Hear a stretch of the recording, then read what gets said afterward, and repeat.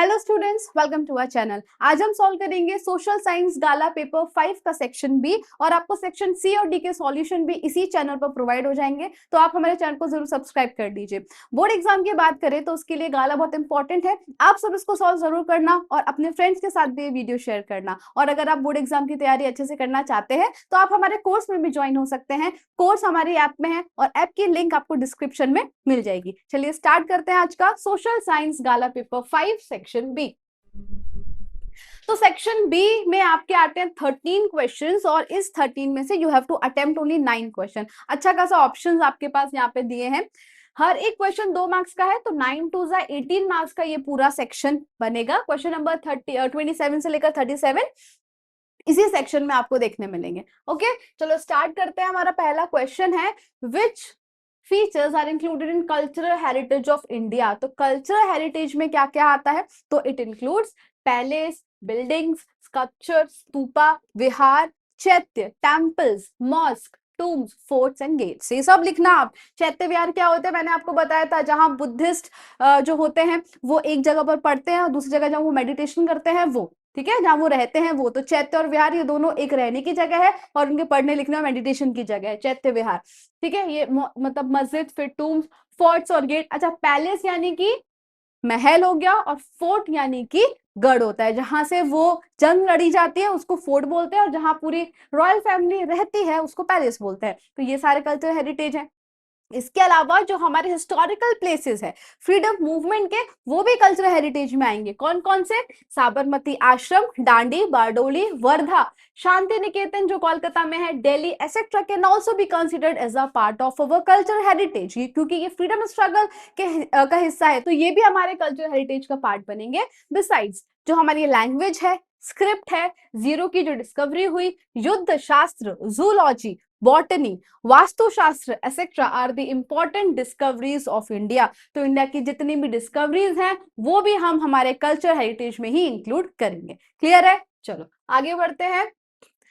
Which features are included in natural heritage. तो natural heritage में 4 चीजें आती हैं। पहला है लैंडस्केप, रिवर्स, वेजिटेशन और वाइल्ड लाइफ। सबके बारे में एक एक लाइन लिख देना। Landscape, beautiful landscape are generally form due to different shapes of land. हमारे यहाँ पे आपको माउंटेन दिख जाएगा, फॉरेस्ट है, डेजर्ट है, प्लेन्स है ना। तो ये जो लैंड फॉर्म बनता है वो अलग अलग जो शेप है लैंड के उस वजह से, तो लैंडस्केप आ गया। रिवर्स की बात करें तो गंगा, यमुना, सरस्वती, जिन्होंने लोगों की लाइफ को बहुत ज्यादा इन्फ्लुएंस किया है और नेशन को प्रॉस्पेरस बनाया है। ओके, जिनको हम लोक माता भी कहते हैं। वेजिटेशन की बात करें तो ह्यूमन हो, एनिमल हो या बर्ड हो, हर एक लिविंग ऑर्गेनिज्म वेजिटेशन पर ही डिपेंडेंट है अपना एग्जिस्टेंस के लिए। ठीक है, dependent on trees for their food. फिर बनियन, पीपल, बेजल ट्री, इनको तो इंडिया में पूजा जाता है, they are worshipped there. Wild life की बात करें तो tiger, lion, elephant, rhino, foxes, bear, deer, python, lizard etcetera and many such organism are found in India and seen in India. तो इतने अलग अलग तरीके की जो वाइल्ड लाइफ है वो भी हमारे इंडिया में है और इनको हम इतना रिस्पेक्ट देते हैं, ये पता चलता है कि हमारे कितने गॉड गॉडेसेस की जो व्हीकल है वो एनिमल्स ही हैं। ओके, चलो नेक्स्ट है, give brief information about garba and garbi of Gujarat. तो गरबा और गरबी के बारे में बताना है, बहुत ही सिंपल क्वेश्चन है, आप सब जानते हैं। The word garba is derive from the word Garbhdeep. तो जो गरबा वर्ड है वो कहां से आया है? गर्भदीप से। Earthen lamp is placed in holed earthen pot, dancers kept it on their head and move around in circle. तो एक पॉट होता है जिसमें होल्स रहते हैं, उसके अंदर एक अर्दन लैम्प को रखा जाता है और फिर उसको सर पर रख के गरबा परफॉर्म किया जाता है। Garba is perform during Navratri festival in all parts of Gujarat और Gujarati people perform and sing garba to worship and pray. किसकी पूजा करते हैं हम, किसको याद करते हैं? तो Adya Shakti, goddess of power, mother Jagdamba. Okay, Gujarati poetry known as garba and garbi are chiefly associated with Krishna bhakti. तो गुजराती की जो पोएट्री है जिसको गरबा या गरबी कहा जाता है वो ज्यादातर कृष्ण भक्ति से रिलेटेड है। ओके, तो आगे बढ़ने से पहले मैं आपको बता दूं कि अगर आपको इसका सॉल्यूशन चाहिए तो वो हमारी ऐप में पीडीएफ के फॉर्म में आपको फ्री ऑफ कॉस्ट मिल जाएगा, तो आप हमारे ऐप को डाउनलोड करके ये सॉल्यूशन ले सकते हैं। ओके, चलो क्वेश्चन 28 क्या है? State the types of Indian classical dances and name their places of origin. 5 तरह के क्लासिकल डांसेस हैं, पांचों लिखने हैं और वो कहां से ओरिजिनेट हुआ है वो लिखना है। पहला है भरतनाट्यम, तंजौर, तमिलनाडु। भरतनाट्यम तंजौर तमिलनाडु, कुचिपुड़ी आंध्र प्रदेश, कथकली केरला, ठीक है, कथकली केरला, और कथक जो है वो यूपी का है, कंफ्यूज मत होना। फिर पांचवा है मणिपुरी डांस, सिंपल है मणिपुरी। तो ये 5 डांस और उनके ओरिजिनेशन। फिर आता है give information about the architecture of the town of Hampi. Hampi के बारे में लिखना है, तो कहां पर है? It is situated on the bank of river Tungabhadra of Hospet in Bellary district of Karnataka. Karnataka में है, बलेरी डिस्ट्रिक्ट में, और तुंगभद्र रिवर के पास हम्पी सिचुएटेड है। फिर हम्पी किसकी कैपिटल थी? तो विजयनगर एम्पायर, विजयनगर किंगडम की हम्पी कैपिटल थी। जो मेन फीचर है of architecture style of Vijayanagar was to carve out huge and magnificent pillars from the stone. और हम्पी की आर्किटेक्चर की एक खासियत थी कि वो स्टोन से, यानी कि चट्टानों से मैग्निफिसेंट और ह्यूज पिलर्स बनाया करते थे। Pillars and columns made were artistically adorned with figures of god, goddesses, human, animals, warriors and dancers. और उस स्टोन के पिलर्स में ये सारी कार्विंग हुआ करती थी। देखो, जैसे गॉड गॉडेसेस के इमेजेस हो गए, ह्यूमन, एनिमल, वॉरियर, इन सब की कार्विंग उस स्टोन में ये करते थे। Vitthal temple and Hazara temple are built beside it. और हम्पी के पास में ही 2 टेम्पल फेमस है, एक है विट्ठल टेम्पल और दूसरा है हजरा टेम्पल। ओके, चलो। तो आगे बढ़ने से पहले मैं आपको एक इन्फॉर्मेशन देना चाहती हूँ कि अगर आप 10th GSEB में हैं और अपने बोर्ड एग्जाम की प्रिपरेशन अच्छे से करना चाहते हैं, तो हमने आपके लिए कोर्स लॉन्च किया है जिसका नाम है वॉरियर बैच। इसमें हम आपको पढ़ाएंगे 2 सब्जेक्ट, मैथ्स और सोशल साइंस। इसमें आपको प्रोवाइड किया जाएगा लाइव लेक्चर्स, उसके साथ साथ रिकॉर्डेड लेक्चर्स भी, फिर previous year question paper solution, regular test conduct कराए जाएंगे, और आप हमको ऐप में मैसेज करके अपने डाउट्स कभी भी क्लियर कर सकते हैं। इसके अलावा गाला पेपर सॉल्यूशन, दोनों ही सब्जेक्ट के गाला पेपर वीडियो सॉल्यूशन मिलेगा और आपको सॉल्यूशन की PDF भी मिल जाएगी। फिर previous year question paper from 2022 to 2025, इसका भी वीडियो सॉल्यूशन प्लस सॉल्यूशन की PDF भी आपको हमारे ऐप में मिल जाएगी। Chapter wise important question and objectives, दोनों ही सब्जेक्ट के IMP क्वेश्चंस चैप्टर वाइज और IMP ऑब्जेक्टिव्स मिलेंगे आपको। Then text book exercise solution social science, maths की जो टेक्स्ट बुक एक्सरसाइज है उसका तो आपको यूट्यूब पर मिल ही रहा है, लेकिन सोशल साइंस में भी जो टेक्स्ट बुक की एक्सरसाइज है उसका सॉल्यूशन भी आपको ऐप में मिल जाएगा। Chapters wise hand written note, social science में जो सारे चैप्टर्स हैं उन सबके हैंड रिटन नोट्स की PDF आपको मिल जाएगी। Introduction plus exercise solution PDF, maths में आपको जितने भी चैप्टर्स हैं उनका इंट्रोडक्शन और सारे एक्सरसाइज की सॉल्यूशन की PDF, ये सारी चीजें हम हमारे ऐप में प्रोवाइड करेंगे आपको। हमारे ऐप का नाम है UGT, जो प्ले स्टोर पर अवेलेबल है, और अगर आप ऐप स्टोर से डाउनलोड करना चाहते हैं तो इसका नाम है माई इंस्टीट्यूट। तो आज ही हमारे ऐप को डाउनलोड कीजिए और कोर्स परचेज कीजिए। All the best. फिर है right a short note on Ellora caves, तो कहां पर है? औरंगाबाद महाराष्ट्र में है। इनका जो कंस्ट्रक्शन है वो 1600 से लेकर 1000 AD के बीच हुआ था, और एलोरा केव्स इन ऑल 34 है। ठीक है, टोटल 34 एलोरा केव्स हैं इनके, जो कि 3 ग्रुप्स में बटे हुए हैं। केव नंबर 1 से लेकर 12 तक ये बुद्धिस्ट केव्स है, 13 से लेकर 29 हिंदू केव्स है, और 30 से लेकर 34 जैन केव्स हैं। ठीक है, 34 केव्स 3 पार्ट में डिवाइडेड है, ये पूरा एज इट इज लिखना है, और है कहाँ? औरंगाबाद महाराष्ट्र में। ओके, चलो। और ये जो हिंदू केव्स हैं ये राष्ट्रकूट डायनेस्टी के टाइम पीरियड में बनाए गए थे। आगे बढ़ते हैं। Give information about the animals in India that are becoming extinct. तो एनिमल्स जो on the verge of extinction है, यानी कि खत्म हो सकते हैं, उनके बारे में लिखना है। Tigers are totally extinct from Gujarat forest area, tigers तो अब गुजरात में है ही नहीं। Cheetah is also becoming extinct from Indian forest, और अब अभी प्रेजेंट की बात करें तो इंडिया में चीता एक्सटिंक्ट हो चुके हैं, है ना। अभी जो कूनो नेशनल पार्क मध्य प्रदेश में हम चीता लाए हैं नामीबिया से, ओके, बाकी चीता इंडिया में नहीं है।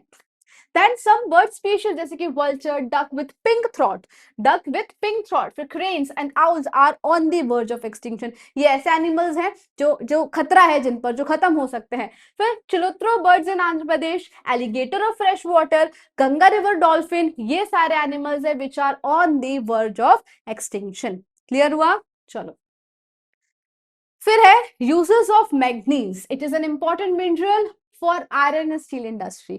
आयरन और स्टील के लिए मोस्ट इंपॉर्टेंट मिनरल जो है वो है manganese. It is mainly use to make steel from iron. Iron में मैग्नीज को मिक्स किया जाता है जिससे स्टील बनाते हैं, और देखो स्टील का कितना ही इंपॉर्टेंस आपको पता है, इस वजह से it's other uses are in. फिर मैग्नीज यूज होता है केमिकल इंडस्ट्री में, जिस सच एज ब्लीचिंग पाउडर के लिए, इंसेक्टिसाइड्स बनाने के लिए, और जो ड्राई बैटरी सेल्स होते हैं वो, और टाइल्स, इन सब में भी मैग्नीज का यूज होता है। It is also useful in, फिर उसके अलावा leather industry, glass industry, match box industry, फिर फोटोग्राफी, चाइना के लिए यूटेंसिल्स एंड कलर्ड ब्रिक्स। तो इन सब चीजों में मैग्नीज का इस्तेमाल होता है।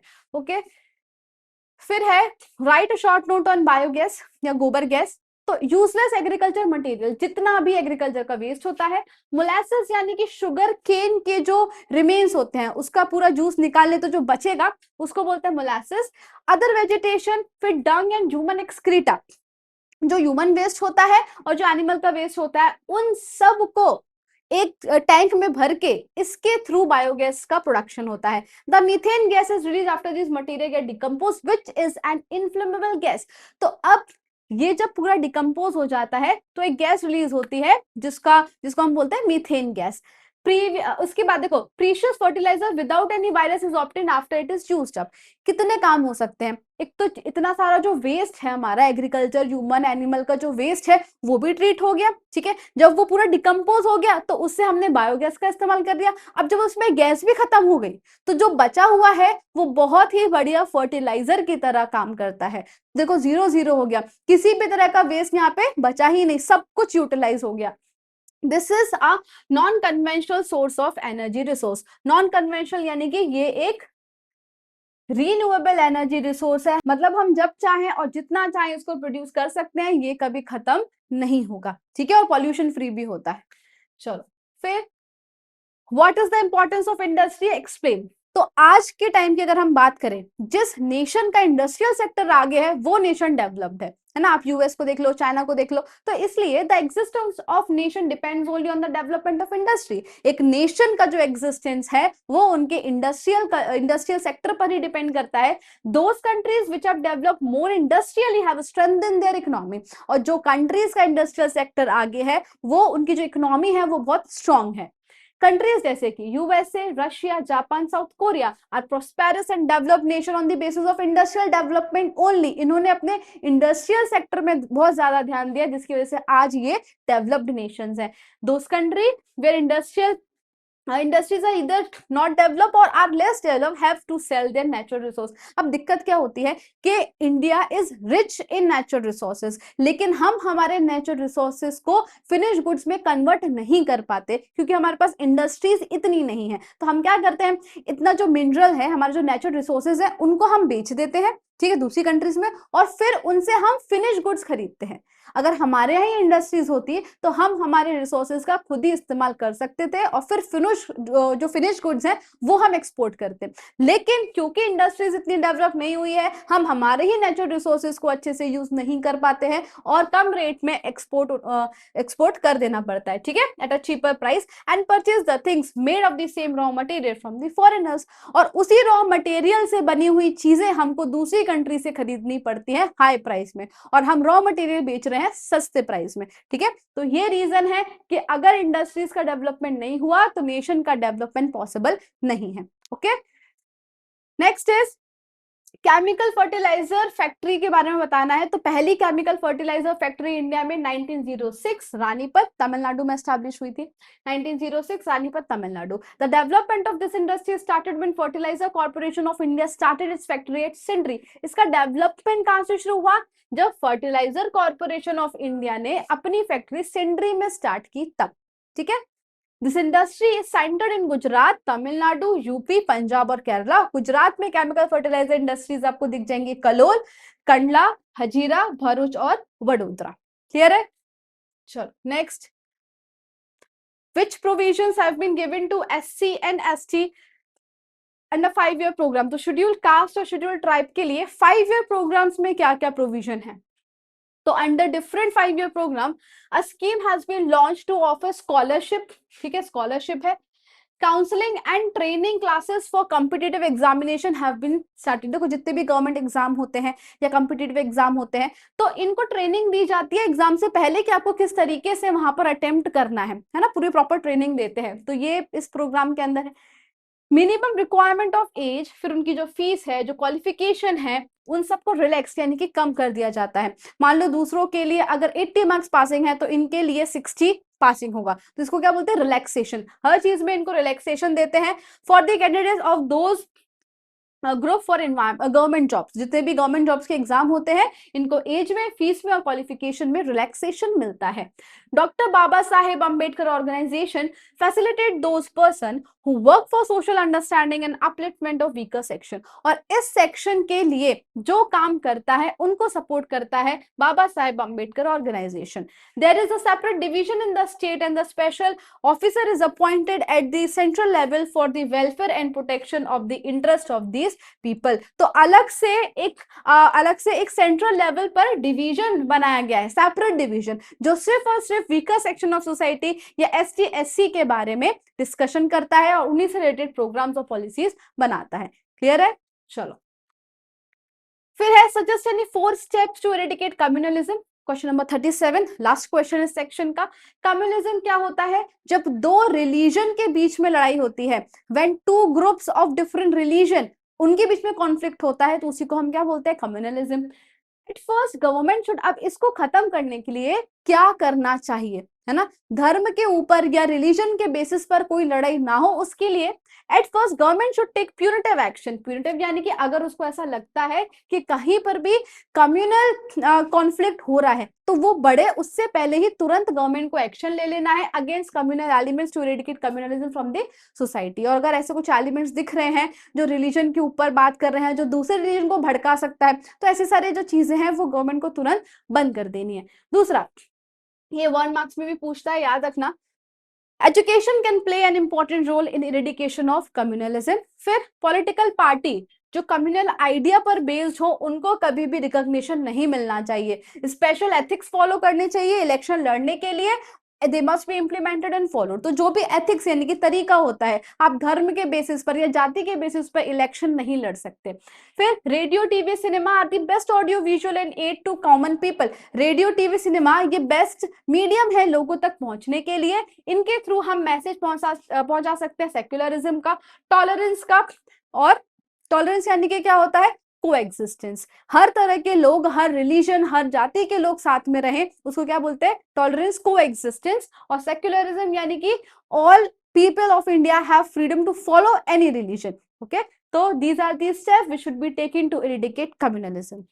तो इसी के साथ हमारा गाला पेपर 5 का सेक्शन भी खत्म होता है। आई होप आपको समझ में आया होगा। कोई भी डाउट है आप कमेंट सेक्शन में पूछ सकते हैं, और वीडियो पसंद आया हो, do like, share and subscribe our channel. Thank you.